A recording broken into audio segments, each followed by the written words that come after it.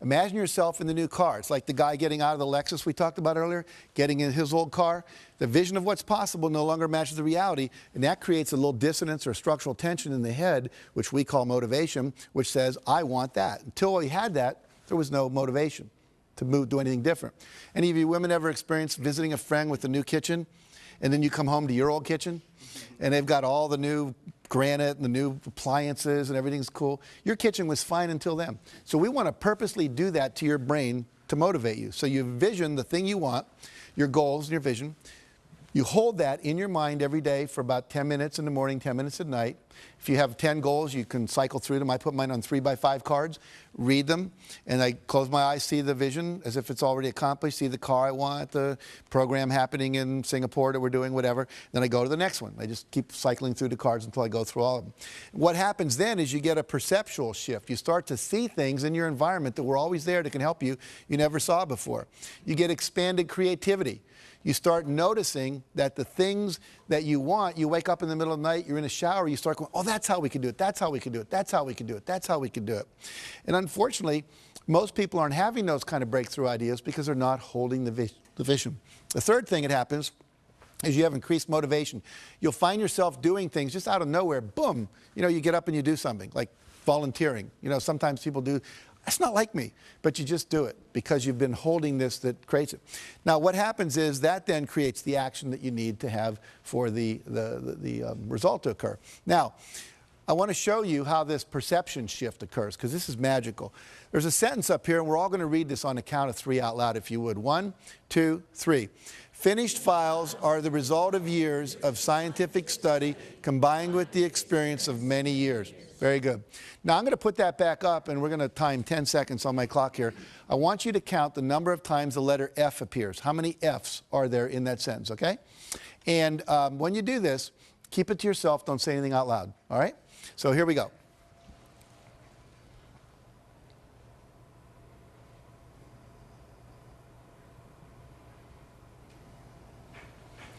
Okay. How many counted, by show of hands now, it's real important you participate. How many counted 3 F's? Hold your hands up. We got about half the audience more. How many counted 4 F's? About 5 people. How many counted 5 F's? About the same amount, 7 maybe. How many counted 6 F's? 1, 2, 3, 4, 5, 6, about 8 people. Anyone count 7 F's? All right. Now, were we all looking at the same sentence? Go like this.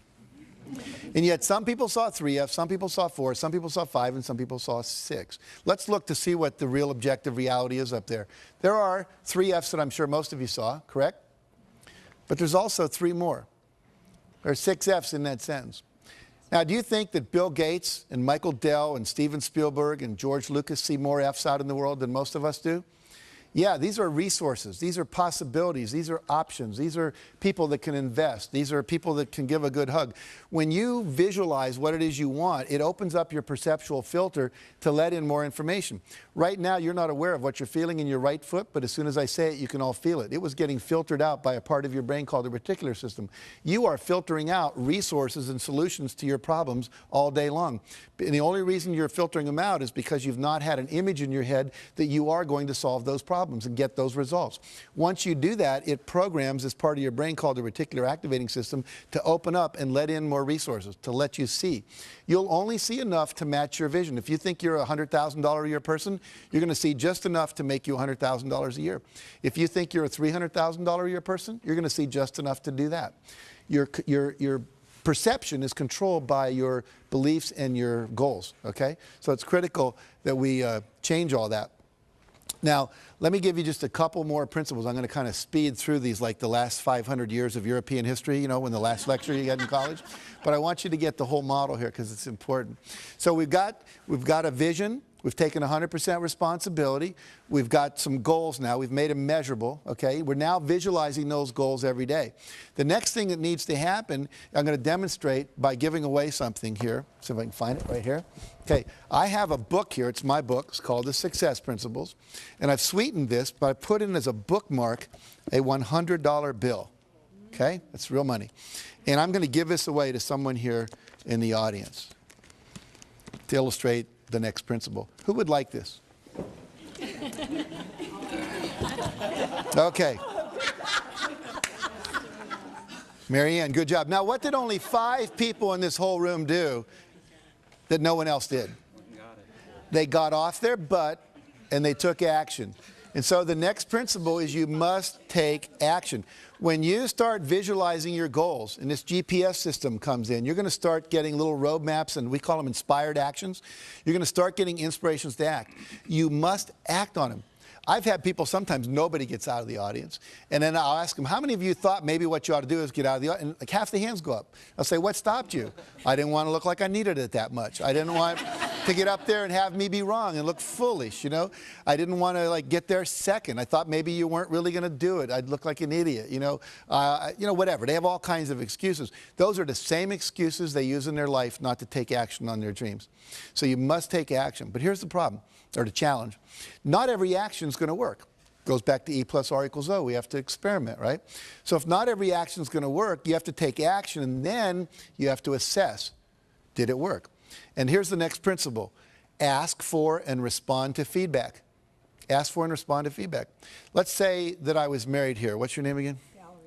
Valerie, yeah. So Valerie and I were married, right?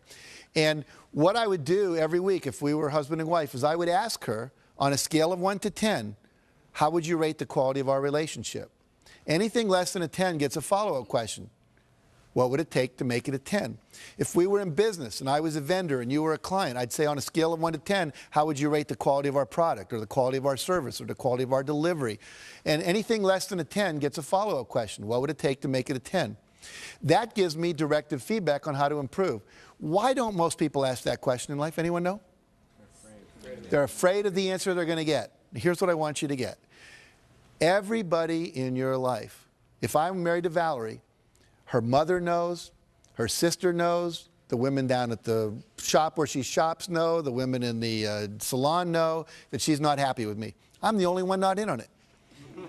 And I'm the only one that can make it better. Isn't that absurd? So asking for feedback is a really critical thing. Asking is a critical principle, period. If I want more, I have to ask other people, participate, support me, be my mentor, be my coach, buy my product, whatever it is. And again, most people don't ask for what they want. And the fear there is fear of rejection.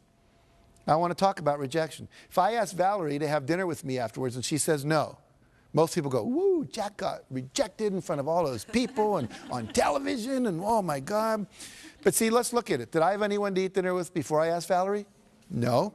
Did I have anyone to eat dinner with after I asked Valerie? No. Did my life really get worse? No, it stayed the same. See, if I apply to Harvard and don't get in, I wasn't in Harvard before I applied, I'm not in Harvard after I applied. And as one of my friends pointed out recently, you spent your whole life not going to Harvard. You know how to handle that, right? It's not that difficult. So you have to be willing to ask. You have to reject rejection. And then the other key, after you respond to the feedback and give the feedback, is you've got to persevere. You never, ever, ever, ever give up. 144 publishers said, no, we're not interested in Chicken Soup for the Soul. We didn't give up. I had a friend who wanted to be a chiropractor up near Pebble Beach, California, and he went to the Chiropractic Association and said, you know, would you help me open my office here? And they said, no, we really don't want any more chiropractors here. We're going to recommend you go somewhere else. We have one chiropractor for every 8 people. He said, well, I really want to be here. So he ignored them. Remember, what you think of me is none of my business. And he went out and he literally knocked on doors for 6 months. Knocked on 12,500 doors, talked to 6,500 people, and asked 4 questions. You know, should I name my office this or this? Should I put it over in this side of town or that side of town? If I wanted people to come in before or after work, if they had a 9-to-5 job, would I be better open 7 to 9 or 5 to 7? And finally, he said, what newspaper should I advertise in? And lastly, he said, if I do an open house, would you like an invitation? 6 months later, he opened his office. His first month in practice, young kid, still in his 20s, out of chiropractic school, made $72,500 net profit. He netted over $1 million that year. Now, what did he do different than most people? He went out and he engaged people. He asked them, would you like to come? Would you get involved with me? I was giving his talk and a guy came up to me and said, you know, I've been coming to this church where I was talking to, he said, for 15 years. And now you're telling me about this guy. You know, he came and he knocked on my house. And I talked to him.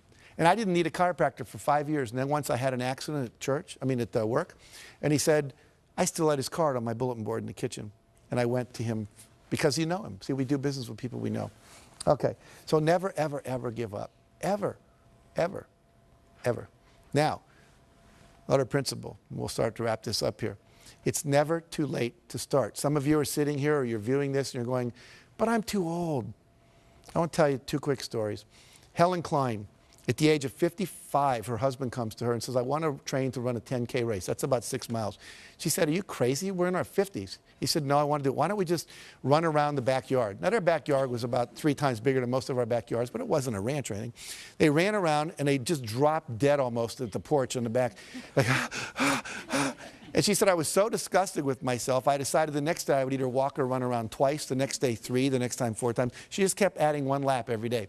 Then she started doing it around the block, and she would add a lap every day. Well, in 6 months, she got to the point where she could run a 10-mile race, and she entered it. Now, I met her when she was 83. She was getting an award at the same place I was in California. And she had just finished running a 100-mile marathon. She's run several 24-mile marathons, 5 75-mile ultramarathons, including 1 all the way around Lake Tahoe. She started when she was 55. Cliff Young shows up, Australian, 61, sheep herder, to a race that goes from Sydney to Melbourne. It's about 800 kilometers.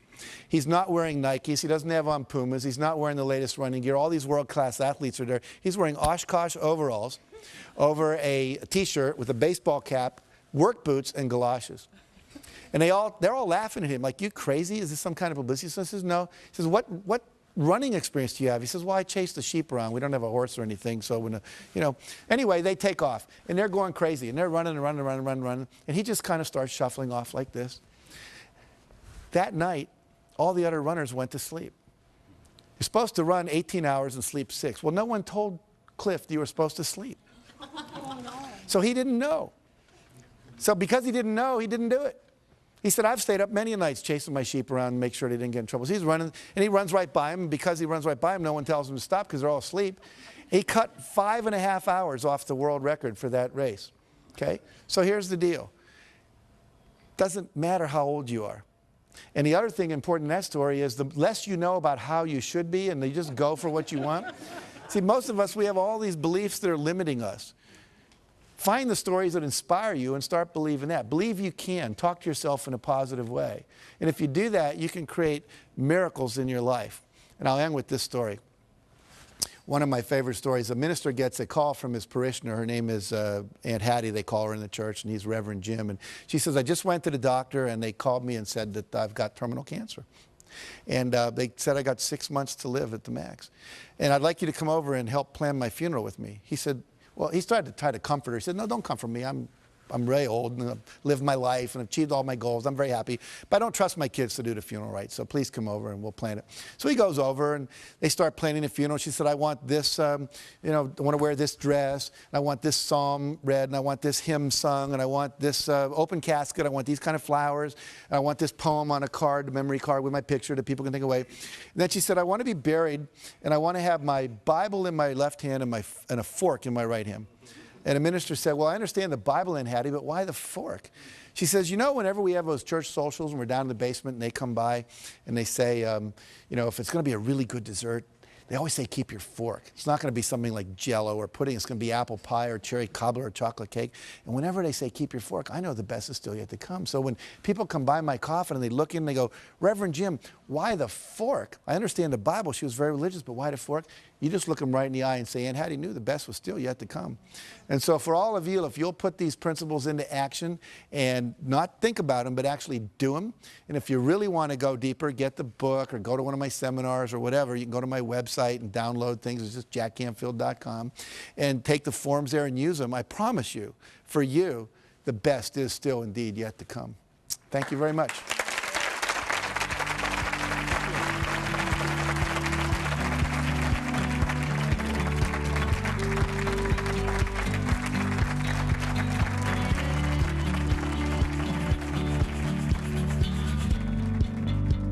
If you've got goals, you got a vision of what you want to get from where you are to where you want to be, you're going to have to take some steps, and a couple of those may be uncomfortable. And so what? You can either sit there and justify where you are and rationalize, and I love the word rationalize, they're rational lies to justify your current reality, or you can do what's necessary to create what you want. And the people that create what they want tend to be happier, tend to be more fulfilled. Which do you want? I pick happy.